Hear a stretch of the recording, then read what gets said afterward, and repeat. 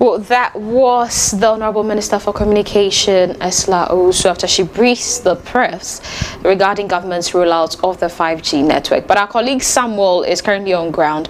Hello, Samuel. Stefania.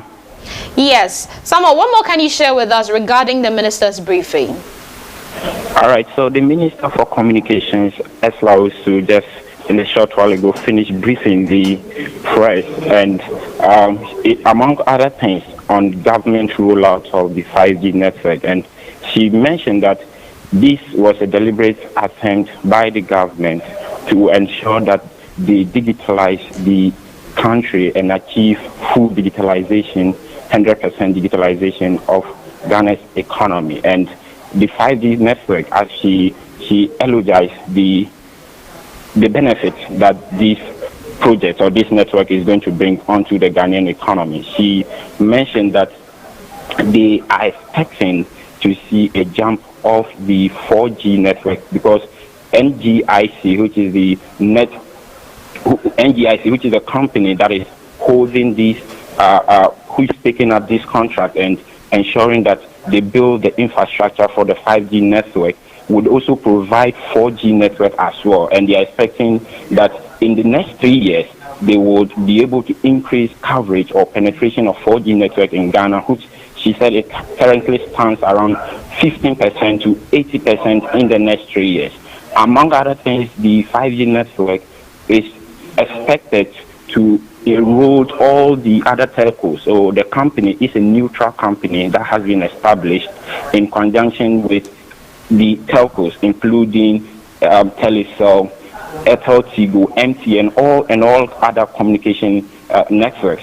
And she mentioned that the network would start operating somewhere the last quarter of this year. So by end of 2024, Ghanaians should be expecting to have access to 5G network in the country. She said that all negotiations have been concluded with the company. Government will also retain about 10% shares and equity in the company. So government will have a share in the company as well, so to ensure that government rakes in its own revenue. But this network, with the 5G network, what they are trying to achieve in summary is that they want to make sure that across the length and breadth of the country, in the rural areas, they all have access to 4G and 5G network in the country, because the current situation is not so. 4G network, which is the highest in Ghana, is the penetration level is around 16%. So with this rollout of NGIC, the company is expected to set up facilities across the country, build the infrastructure for the telcos to just hop on and extend their coverage in terms of 4G and 5G across the country. So they are targeting full digitalization of the economy, and with the government digitalization drive, the 5G network will be the best drive, will be the best platform to move Ghana in that direction. Okay, thank you so much, Samuel. But I remember that during the briefing, you actually put to her that NCA approved for Starlink to start operating in Ghana last month, and you actually asked her that where does Starlink lie in this NGIC broadband network, considering that they are going to operate a satellite broadband network. What was her response to that, Samuel? Perfectly. I asked her what the plan is for Starlink, because we know Starlink is coming to operate a satellite broadband. But what the indication we have gotten from the 5G network that Ghana intends to establish is that NGIC is going to establish, it's not going to be satellite. So I asked her that question, what is going to be the plan for Starlink? And she said so far Starlink hasn't been collaborated into the platform yet, but when Starlink starts their operation in Ghana, which they will start very soon, conversations will happen and they'll start to speak with them to see how they can enroll them into the platform, because this NGIC network and the 5G network broadband the government is implementing, they want to enroll all telcos, including even the media. She mentioned that anybody, any private institution that wants to enroll on it is welcome. So when Starlink also comes into Ghana and they start the operations, by all means they will have the discussions with them and see how they will bring them on board to ensure that Ghanaians have quality access to network services across the country. Well, thank you so much, Samuel. We'll definitely come back to you. Well, that was our colleague Samuel, and he's a reporter who covered the Communication Minister's briefing of the press regarding government's intention to roll out 5G. Well, moving away from that, we're actually taking you back to the official campaign tour that we've been covering of the flag bearer of the ruling New Patriotic Party, Dr. Mahamudu Bawumia. And going straight, let's look at what his itinerary for today has been like. Earlier, he met with the clergy in Ho, and he's just begun his Volta Regional Campaign tour. So let's look at what the day will be like for him. Now, he had a breakfast meeting with the clergy, like I said, and later on he's actually meeting with the imams, but he'll be paying a courtesy call on the Volta Regional House of Chiefs at the office of the Volta Regional House of Chiefs in Ho, and he will later engage in a meet and greet at the Ho Central Market in Lorry Park, and then he would also join the youth and interact with them, which is more like the key part or key feature of his campaign tour, in a Youth Connect Town Hall meeting at the Ho Technical University Auditorium. Do stay with us, we'll be right back.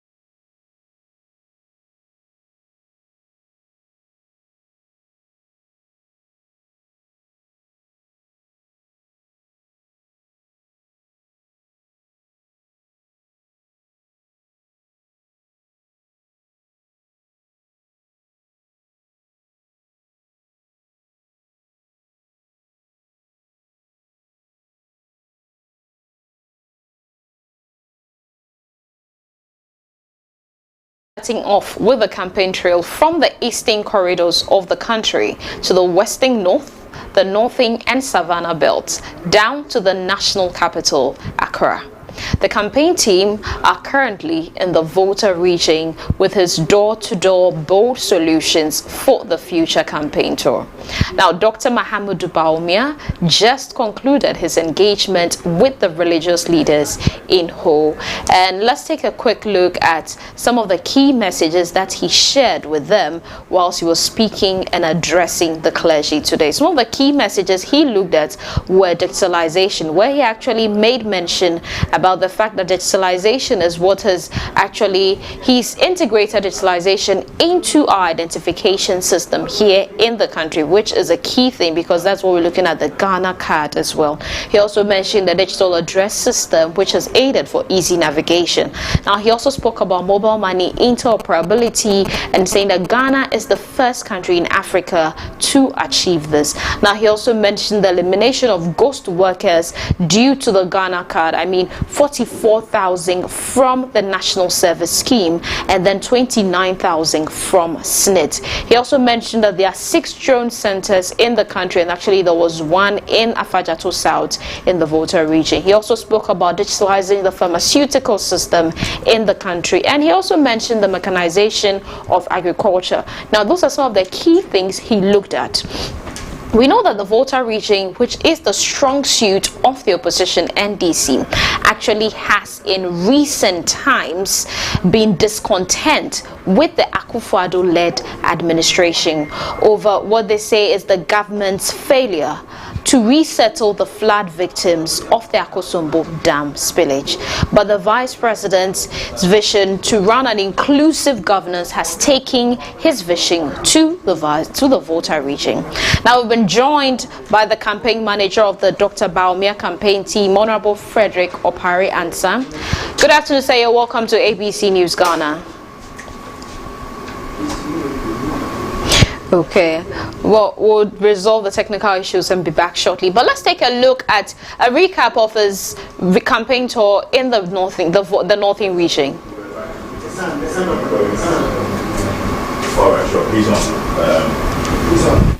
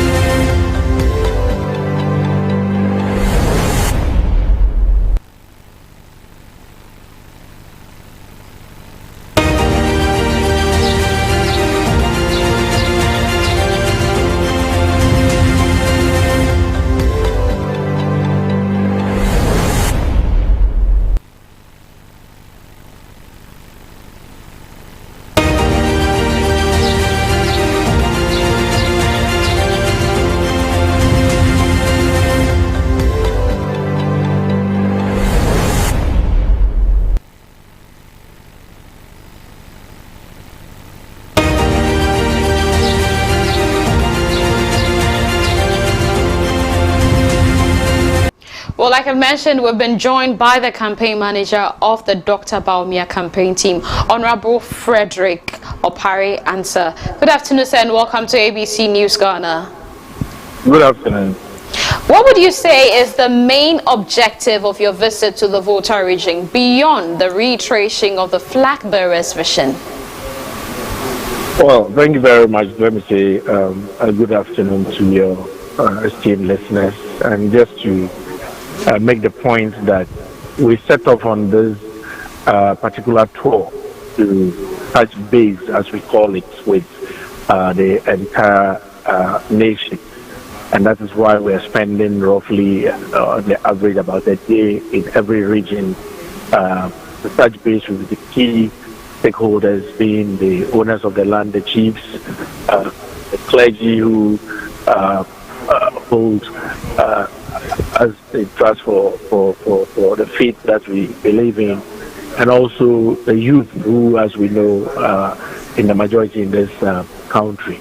And so, although you will catch the message on social media, traditional media, we should also understand that it is not everybody who may have the opportunity to, as it were, hear the message. And because we have limited time when we meet each group also, the flag bearer doesn't have the opportunity to lay out the entirety of his message everywhere we go. And so through this repeated effort, aspects of the message gets laid out. And so you will find that depending on the nature of the area we are in, and also the nature of the demographics of the people that we are meeting, some aspects of the message gets highlighted, and that is why it is important that we actually touch base with the entire population everywhere. In addition, we is also using the opportunity to get feedback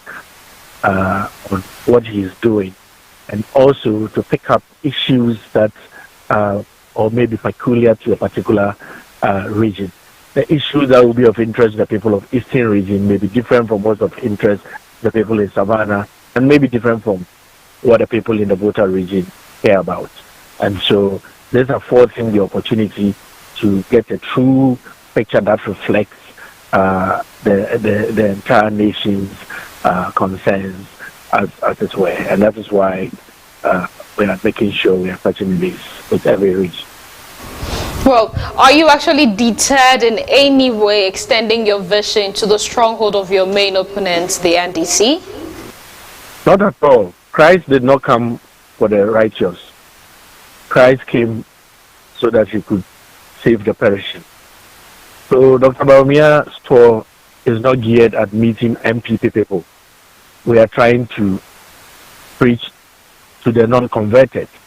And where do you find them most? In the Volta region. So we are very happy to be here in the NDC's stronghold to lay out his vision for the country, his bold solutions that he's bringing on, so that the people of the Volta region can also hear him and make a decision for themselves and help make a better choice for this country. So yes, we know that we are in the stronghold of the NDC. Nothing deters us, and I can tell you since morning we are on to our third program for the day, and everything is going smoothly and very well as we had envisaged. Well, I want to find out what actually is your particular interest in the Volta region. We know Volta region has always been, we've always had a shortfall here, and as I can't tell you openly, but we do have certain targets that we've set for ourselves to achieve in this year's elections. And so the campaign effort is directed at ensuring that the targets that we set for ourselves for the Volta region, which will contribute towards us having a resounding victory, is on course. And that is what our targets and objectives here are. Pursuing that target, how would you describe the reception in the Volta region since the flag bearer arrived? As I mentioned earlier, the reception has been good. So far, we were met by a group of young motor riders, the regional executives, and a whole group of young ladies who have been following us and carrying us throughout wherever we've been and had any program this morning up until now. And we think that the euphoria that we see in town and amongst the youth in particular will continue through the rest of the programs. Donated 160,000 cedis to the flood victims of the Akosombo Dam spillage last year. Now, coming back to the region, what's his plan? Can you repeat that? The first part of your question was a bit hitchy. I just had a 60,000 or something. Well, I mentioned that the flag bearer actually Yes. personally donated 160,000 cedis to the flood victims of the Akosombo Dam spillage last year. Last year. As he's come back to the region, what's his plan? Well, this is a different visit, a different objective, but I'm sure the people of the region also remember the goodwill and the care that he showed towards those victims. And it only goes to reinforce that attribute of the flag bearer, that he cares about people and he cares about creating opportunities for everybody. And it's really part of the message that he's driving home. He, through his own personal experiences, he has come to realize that if you give opportunity to people, they can excel, they can go beyond what your expectations of them are. And that is one of the key things that he's telling people, that he's here to open opportunities for all. And the underpinning theme of "it is possible" that he writes on is saying that it is possible for everyone to become anyone. And so you may be a flood victim today, but tomorrow the circumstance might change and you can actually become what you really dreamed of becoming. And so I would say that the message is going down very well, and all the people we had met last year extended that support to. They so remember his good. Well, seeing how the message actually went down, well, as you're saying, what percentage are you expecting to win from the Volta region? Like I mentioned earlier, our targets are our secrets, and we continue working towards achieving that target. And I'm sure we will pull a surprise when the election is said and done. So you can't actually give us even a guess percentage? At least a margin? This is my opponent's stronghold. I don't want them to start tightening plugging the loopholes that I'm here utilizing to achieve my targets when they know what my target is. Okay. So for now, I prefer to keep my targets myself. I think we'll definitely find a way to get it when you're ready. But thank you so much, Mr. Frederick Ansel, for your time.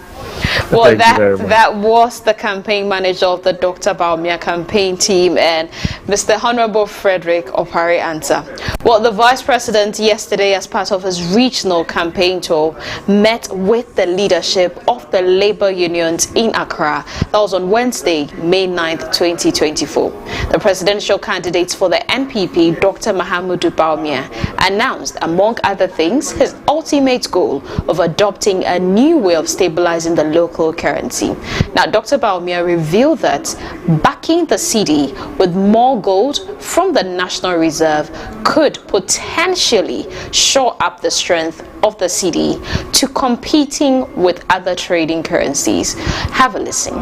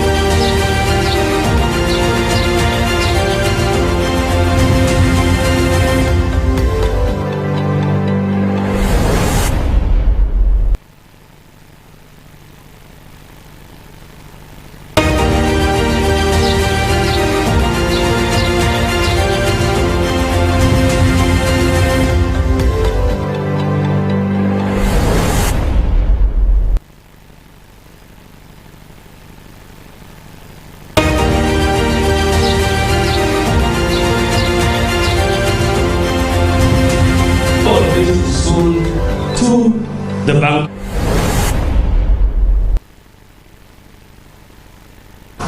in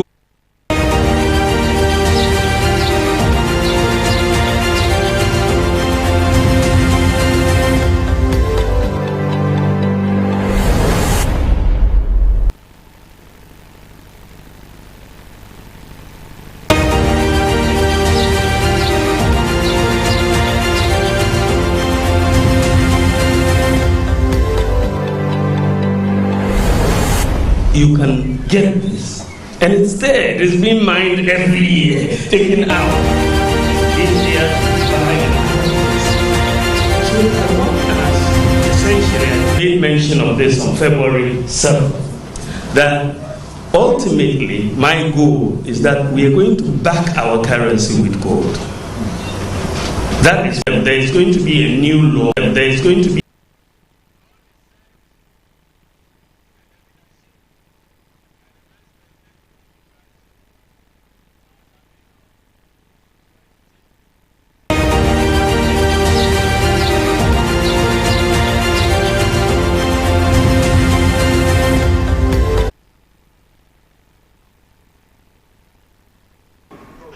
Well, the Vice President yesterday, as part of his regional campaign tour, met with the leadership of the labor unions in Accra on Wednesday, May 29, 2024.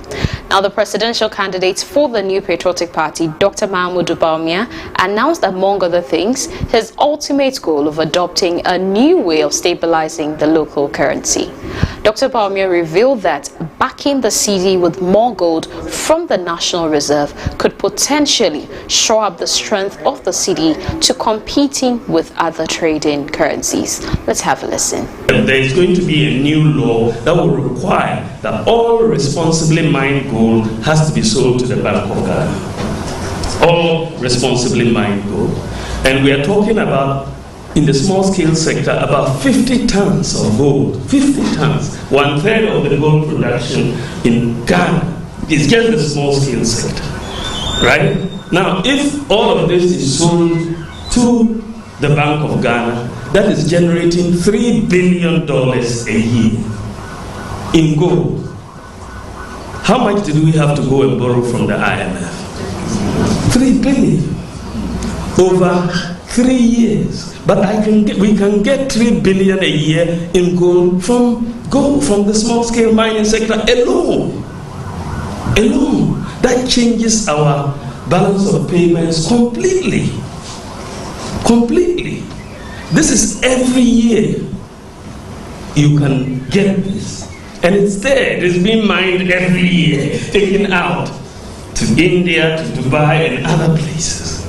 So I want us, essentially, I made mention of this on February 7th, that ultimately my goal is that we are going to back our currency with gold.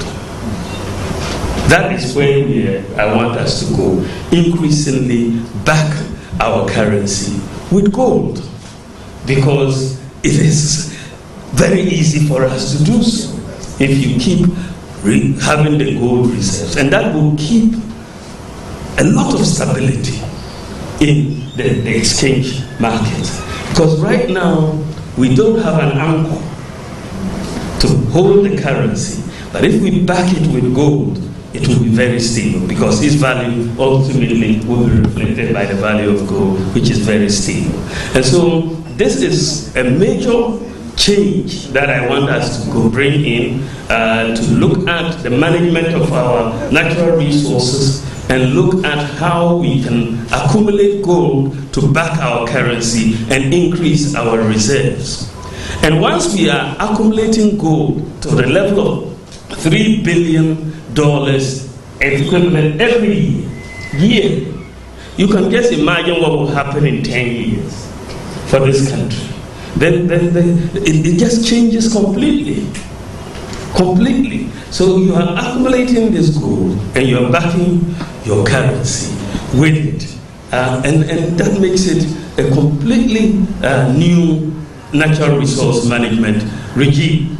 So you are controlling your resources. You are getting a stronger currency as a result. And that is where I believe Ghana should be going.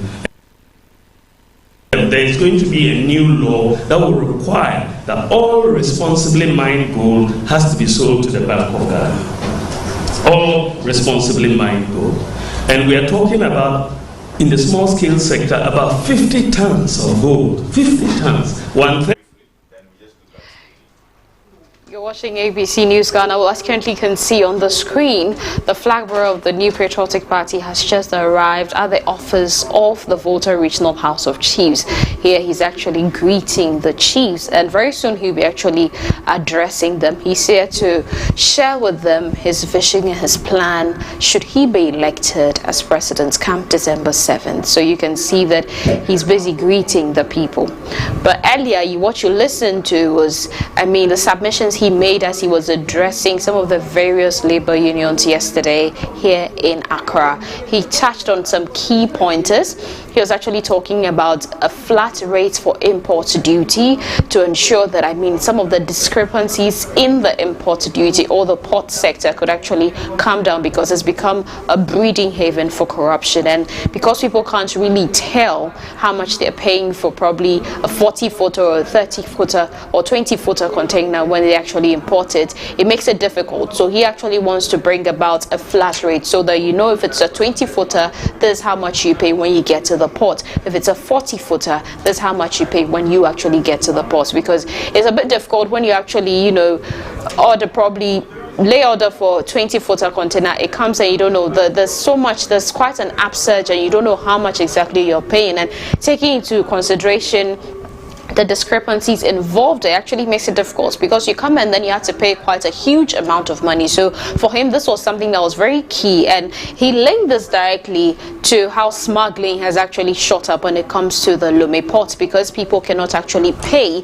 The import duties at the ports here in Tema are crazy, so because other people tend to smuggle the goods through the Lome port. So this is one of the key reasons why he's actually trying to establish a flat rate when it comes to import duty. And don't forget, it's not just for import duty. He also wants to be able to ensure there's going to be a flat rate when it comes to tax. So he actually mentioned that he was going to grant a tax amnesty from 2025, and when he does grant that, and it basically means that everybody's starting afresh, the slate is clean. So when you come in and you're able to let them know, okay, fine, this is it, this is how much I owe this, and they grant you the amnesty, we're all starting anew on a clean slate, and it's just going to be a flat rate. If it's 10%, 10%. If it's 20%, it's 20%. But I mean, this was an inspiration he got from Estonia as well. They're one of the countries that really come up anytime you're looking at the countries that have the best taxing system in the world. But as you can still see on your screen, I mean, they're getting settled in the Volta Regional House of Chiefs, where he's about to address the Volta Regional House of Chiefs. You're watching ABC News Ghana. We'll be right back.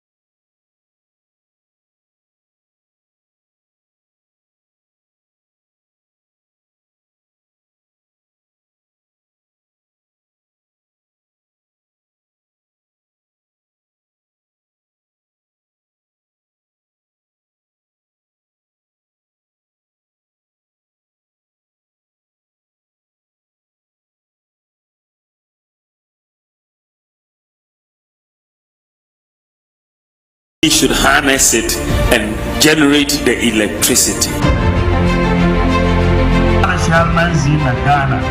From now on, Tien Tokos ne Mbur Salamama, Tenya Salamama Shil Kamza, Tiazanti Lagana.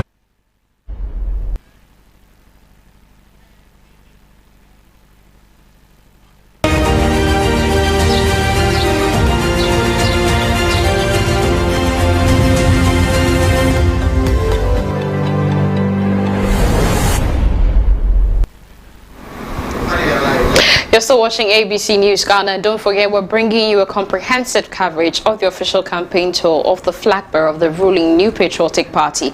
Currently, he is in the Volta Region, and he's about to address the Volta Regional House of Chiefs, and our colleague Andy is on ground. Let's go get how the atmosphere feels like. Hello, Andy. What is the report from Ho? Hello, Epiphania.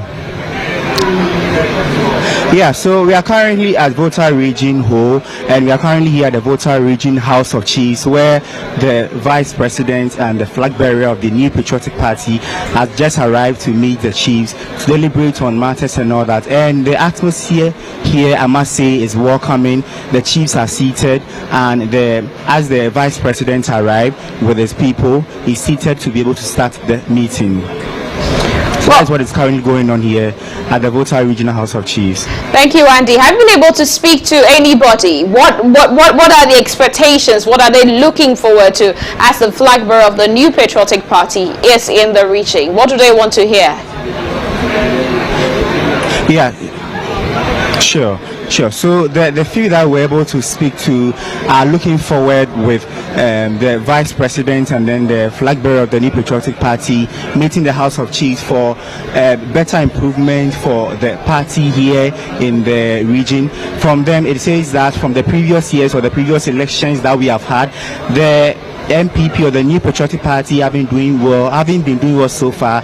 This is not their strong goal. So most of them are saying that they are hoping that this time around the New Patriotic Party gets the full percentage of the votes count, and also they are looking for that the Vice President will be able to solve their needs and be able to do much for the youth in this region.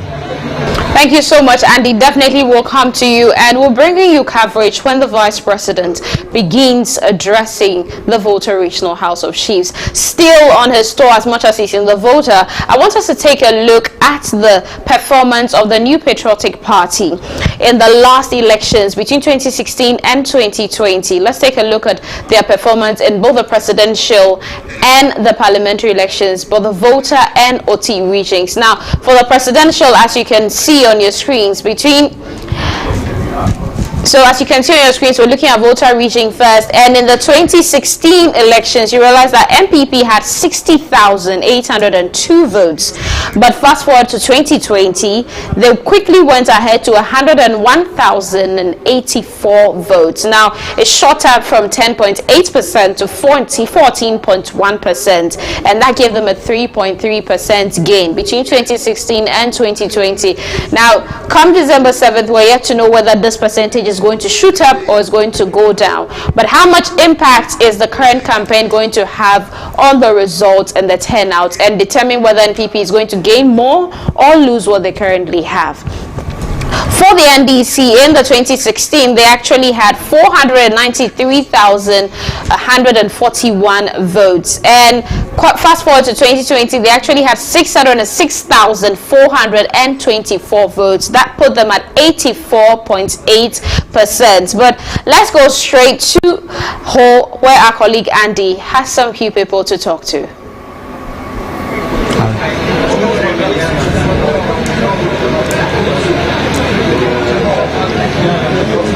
Yeah, so Epiphania, as I said earlier, we are still here at the Volta Region Hall, where the Vice President just arrived to speak to the chiefs here at the Volta Regional House of Chiefs to deliberate on matters. And I'm having here with me the parliamentary candidate and DCE of Afajato South, that's Etonam James Flo.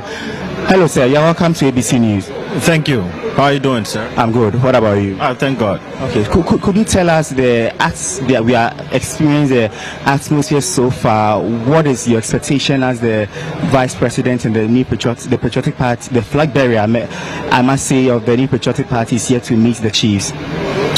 Thank you. So, yes, as you are aware, the chiefs are more like the owners of our land, and when you are embarking on any journey, you need to let the owners of the land know what plans you have, and more or less let them know that yes, you'll be coming into their territory, and you want to let them know that the good things that you have is something that once Ghana gives you an opportunity to lead, you can do a lot more for the country Ghana. So basically, our visit to the House of Chiefs right now is to let them know and tell them about the good things that Dr. Bawumia wants to do for Ghana, if given opportunity. Sure. Before you leave, over the years since this voting, it has been recorded that the NPP is not having a stronghold here in the Volta region. The NDC leads and all that. As the parliamentary candidate in DCE, what do you have to say to it? For me, politics is all about getting your things right and making sure you get the results. So we know the challenges in the region, how they accept our message, and how the whole dynamics is. Once you know your problem, you know how to get a cure for it. So for now, we basically understand the people of the region, which I'm a part of. So it's not going to be business as usual. We have to tell the people and let them know that there's a better option somewhere. You've been digging a hole trying to discover gold for so many years. You haven't discovered the gold, and you are still digging, trying to see if you discover the gold. Enough of trying to dig one hole. You need to move on to another piece of land to see if you dig that hole, what good can come out of it. So this is a time for the Volta region to actually try something new. It's about the development of the region. It's about our children. It's about the future of the region. It's not about this is how we do it and this is how it must be done. No, we move. At every stage, we must look elsewhere to see. That is why years back, right, the people embarked on trips to discover new places. Not that their lands are not rich, but we move somewhere to see whether if we plant this cocoa here, plant this plantain here, how is the yield going to be? And as farmers, as typical farmers as we are, you know that you can't keep farming in one location. You need to move elsewhere to see what can come out of it. So we are open for that. And this time around, we are not going to sit down and say, okay, this is the stronghold of the opposition, and we are going to leave it like that. No, this is not the stronghold of the opposition. This is just an area that when we do our homework well here, we'll grow the numbers. And we are ready to do our homework this time around and grow the numbers for the New Patriotic Party. Stronghold of the deeper in your words, what would you say you are looking forward to in one thing that the Vice President and the flag bearer for the New Patriotic Party to do for the people of Ho? What are you expecting him to do for the citizens here in this region? Okay, so for now, he said a lot as to what he wants to do for the people of Ghana and for the people of the Volta region.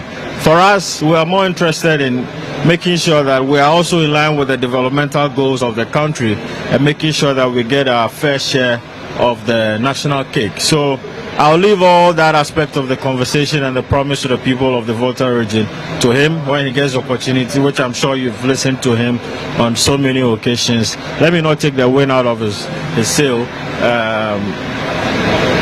He has a lot in store for us, and we only need to open our arms and receive him. For me, listening to him, I know he has a lot of good things for the country Ghana.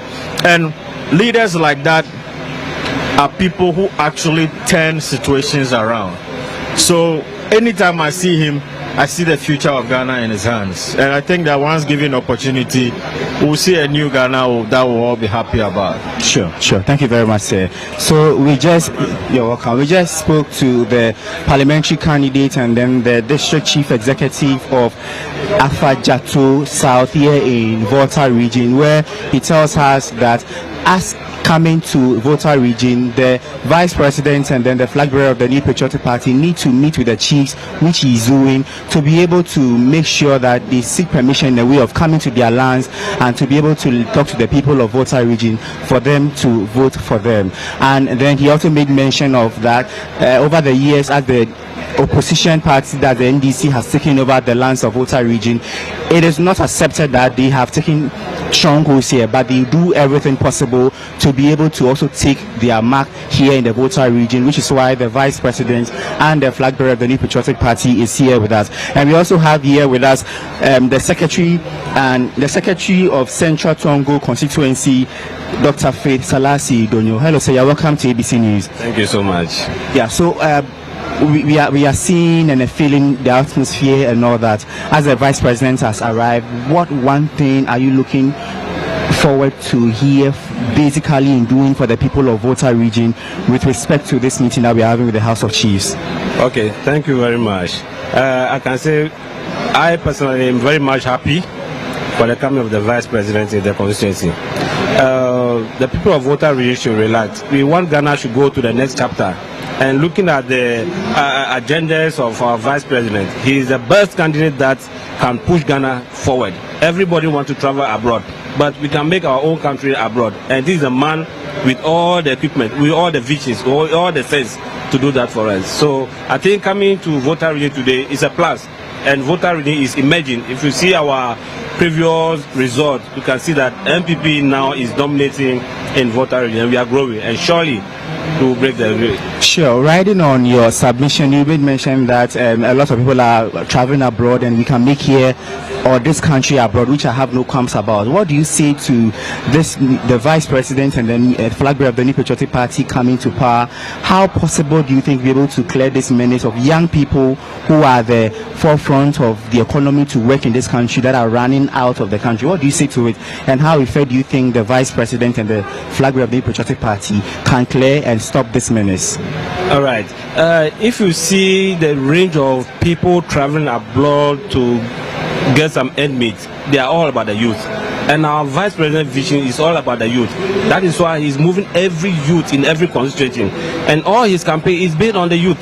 And the youth are the people, the future leaders of this country. So we see his vision coming for the youth and pulling all the youth around him this time. It is possible that his coming will bring a great impact to the youth in this country. So he bringing a great impact to the youth of this country. Let's quickly look at our education system with as well. With what development in respect to education as a vice president and then the flag bearer of the New Patriotic Party is coming to power, would you as the secretary of the Central Tongue constituency look forward in making sure that this thing is done and is put properly in shape? Okay, if you listen to the vice president manifesto, he tackled the educational aspect. He based on the youth after education, because most of our guys after university they are in the house. So his policy is after university, what next? It is the what next that is his agenda right now, that he wants to make sure that right from a university you already have a job, like the way it is in the abroad system. Yeah. Okay, thank you very much, sir, for speaking to us. So I just spoke to the secretary of the Central Tongue constituency, that's Dr. Faith Salasi Donyo, who strongly advocates that the vice president and then the flag bearer of the New Patriotic Party will make sure that as he comes to power, the youth of this country will make this country abroad and not go outside of the country to search for job and all that. And Epiphania, we are still here at the Volta Region House of Chiefs, where we are speaking to secretary and then the forefront of members of the New Patriotic Party. We currently have here parliamentary candidate of Kita, that's Honorable Courage Hope Lakete. Pardon me for your words. You are welcome, sir. Thank you very much. You're welcome, sir. Thank you very much. Yeah, so sir, first of all, could you tell us your perception, as I believe you might know a bit about the NDC, the NPP manifesto and their plans, as you are here with the vice president and then the flag bearer of the New Patriotic Party. What is one thing that you are looking forward to as the vice president is meeting the House of Chiefs currently ongoing inside? Yeah, as our flag bearer or the presidential candidate of the party always say, this election is about bold solution for the future. And the vice president, who is currently the presidential candidate of the New Patriotic Party, is capable because he has experienced whatever the presidency do. So we in the Volta region believe when we give him the nod, he will make Ghana a beautiful place for us to be, especially the youth, because now we are in a digital system or digital world, and he is championing that. So with him, Ghana can get to the promised land. Okay, sir. Then